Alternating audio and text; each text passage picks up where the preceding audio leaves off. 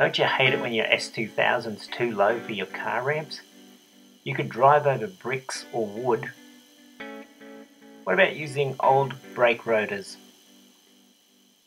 They're strong, but they're lumpy in the middle. May as well cut the lump off.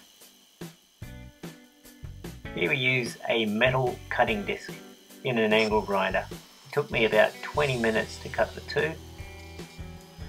You either discard the center or you use the metal for supports as well. The supports are later welded under the disc. You remove the centers from both brake rotors. Here I cut some angled steel to go across the center.